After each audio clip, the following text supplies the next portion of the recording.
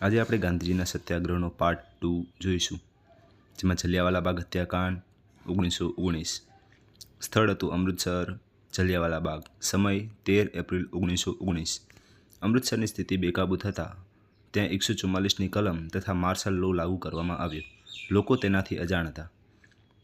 13 April 1919ના રોજ પંજાબના લોકો અમૃતસરના જલિયાવાલા બાગમાં વૈશાખીના તહેવારની ઉજવણી માટે બહાર પોતાના લોકપ્રિય નેતા ડૉક્ટર સૈફુદ્દીન કિચલુ એન્ડ ડૉક્ટર સત્યપાલની ધરપકડનો વિરોધ કરવા માટે ભેગા થયા હતા.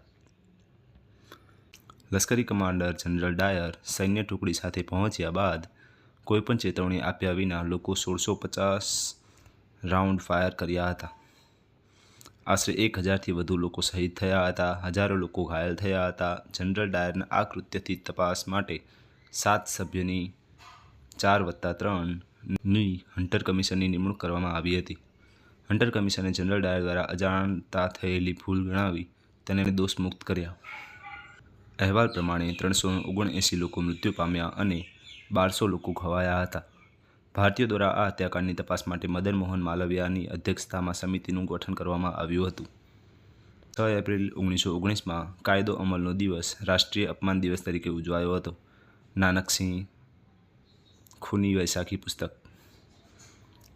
જનરલ ડાયર અને જનરલ ઓડવાયર. ઇતિહાસકારોનું કહેવું છે કે કર્નલ રેજિનાલ્ડ એડવર્ડ હેરી ડાયર, જનરલ ડાયર તો ફક્ત સ્થળ પર હાજર હતા.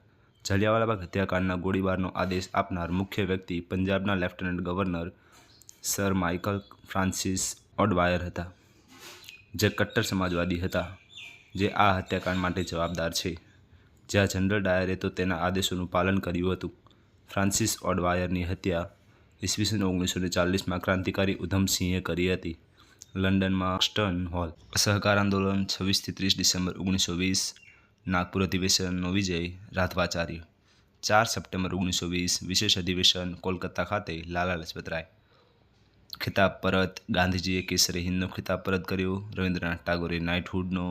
જમનાલાલ બજાજ રાય બહાદુરનો. સપ્ટેમ્બર 1920માં કોંગ્રેસમાં લાલા લજપતરાયના અધ્યક્ષ સ્થાને યોજાયેલ કલકત્તા અધિવેશનમાં ગાંધીજીએ અસહકારનું આંદોલન શરૂ કરવાનો ઠરાવ રજૂ કર્યો હતો. આ સમયે બાળ ગંગાધર ટિળકનું અવસાન થતાં તેમની યાદમાં ટિળક સ્વરાજ્ય ફંડ ઉઘરાવવાનું શરૂ થયું હતું. અસહકારની લડતમાં 2 પાસા હતા, એક રચનાત્મક પાસું અને બીજું ખંડનાત્મક પાસું. રચનાત્મક પાસું: રાષ્ટ્રીય શિક્ષણનો પ્રચાર, સ્વદેશી માલનો ઉત્તેજન, ખાદી પહેરવી, દારૂબંધી, અસ્પૃશ્યતા નિવારણ, હિન્દુ મુસ્લિમ એકતાના કાર્યક્રમો. ખાદી એન્ડ રેંટિયાઓ આ આંદોલનનો મુખ્ય પ્રતીક હતા. ખંડનાત્મક: માનદ હોદ્દાઓ, ખિતાબો, અદાલતો, સરકારી નોકરી, ધારાસભા, પરદેશી માલસામાનનો બહિષ્કાર, પ્રિન્સ ઓફ વેલ્સના આગમનનો વિરોધ, સરકારનો કર ચૂકવવો નહીં વગેરે હતા.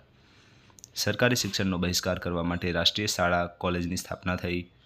ગંગાબેન મજમુદારે રેટિયાની ભેટ ગાંધીજીને આપી હતી, જેમાં એક ગુજરાત વિદ્યાપીઠ 1920માં મહાત્મા ગાંધી દ્વારા, બિહાર વિદ્યાપીઠ 1921 મહાત્મા ગાંધી દ્વારા, કાશી વિદ્યાપીઠ 1921 ભગવાનદાસ એન્ડ શિવપ્રસાદ ગુપ્તા દ્વારા, જામિયા મિલિયા ઇસ્લામિયા યુનિવર્સિટી 1920 મૌલાના હસન દ્વારા. ત્યારબાદ ખિલાફત આંદોલન 1919. પ્રથમ વિશ્વયુદ્ધ તુર્કીમાં જર્મનીના પક્ષમાં લડાયું હતું. તે સમયે તુર્કીમાં ઓટોમન શાસક અબ્દુલ હમીદ બીજાનું શાસન હતું. તુર્કીએ આ વિશ્વયુદ્ધમાં બ્રિટન યુદ્ધ જર્મની અને ઓસ્ટ્રિયાનો સાથ આપ્યો હતો. બ્રિટન સામે હાર થતાં તુર્કી શાસન અને ધર્મગુરુ ખલીફા પર કડક નિયંત્રણ મૂકવામાં આવ્યું હતું. ધર્મગુરુ ખલીફાને પદભ્રષ્ટ કર્યા અને તુર્કીના વિસ્તારમાં ઘટાડો કર્યો. તેથી ભારતીય મુસ્લિમો સહિત સમગ્ર વિશ્વમાં મુસ્લિમો નિરાશ થયા, કારણ કે સંપૂર્ણ મુસ્લિમ જગતમાં તુર્કીના ખલીફા તેમના ધાર્મિક પ્રમુખ હતા.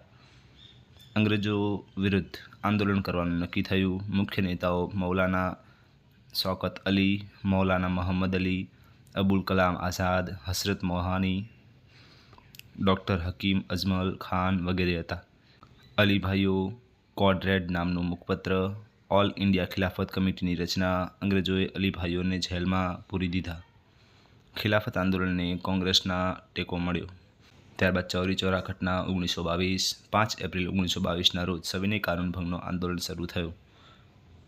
આ દિવસે અસહકાર આંદોલનના ભાગરૂપે પૂર્વ સૈનિક ભગવાન આહિરના નેતૃત્વ હેઠળ એક સરઘસનું આયોજન ઉત્તર પ્રદેશના ગોરખપુર જિલ્લા ઉપરાંત ચૌરી ચોરા ગામે કરવામાં આવ્યું હતું. આ ઉપરાંત વિદેશી કાપડ અને દારૂની દુકાનો પર શાંતિપૂર્ણ પેકેજિંગ કરતા હતા. આ બધા લોકો પર પોલીસ લાઠીચાર્જ શરૂ કર્યો તેમજ પોલીસ દ્વારા તેમના પર ગોળીબાર કરવામાં આવ્યો. તેની પ્રતિક્રિયા સ્વરૂપે ઉશ્કેરાયેલા લોકોએ પોલીસ ચોકીઓને આગ લગાડી અને 22 જવાનો મૃત્યુ પામ્યા હતા. આ ઘટનાની જાણ થતાં ગાંધીજીના આગ્રહથી અસહકારની ચળવળ કોંગ્રેસ દ્વારા મોકૂફ રાખવામાં આવી હતી. આ લડતની શરૂઆતમાં ગાંધીજીએ 1 વર્ષની આઝાદી આપવાનું વચન આપ્યું હતું. ગાંધીજી બારડોલી ખાતે ભરાયેલ ક્રાંતિકારી બેઠકમાં આ લડતને મોકૂફ રાખવાની જાણ કરી અને કહ્યું કે ભારતીયોની હાથમાં અહિંસા નામનું હથિયાર આપીને હિમાલય જેવડી ભૂલ કરી છે. જ્યાં સુધી ભારતીયોને અહિંસાના મૂલ્યને નહીં સમજે ત્યાં સુધી લડતને આગળ ચલાવીશ નહીં. અન્ય નેતાઓએ ગાંધીજીના આ નિર્ણયની નિંદા કરી હતી. નેતાઓની આલોચનાનો લાભ લઈ ન્યાયાધીશ બ્રૂમફિલ્ડે ગાંધીજીને અંગ્રેજો વિરુદ્ધ લોકોનો સંતોષ ફેલાવવા ગુના માટે 10 માર્ચ 1922ના રોજ 6 વર્ષની સજા આપી, પરંતુ ખરાબ સ્વાસ્થ્યને કારણે તેમને ફેબ્રુઆરી 1924માં મુક્ત કરી દેવામાં આવ્યા. હવે ત્યારબાદ આના પછીના આંદોલનો આપણે ભાગ 3માં જોઈશું. આ સાથે ગાંધીજીની સ્વતંત્રતા ચળવળ 1916થી 1922 સુધીનો સમયગાળો પૂર્ણ થાય છે.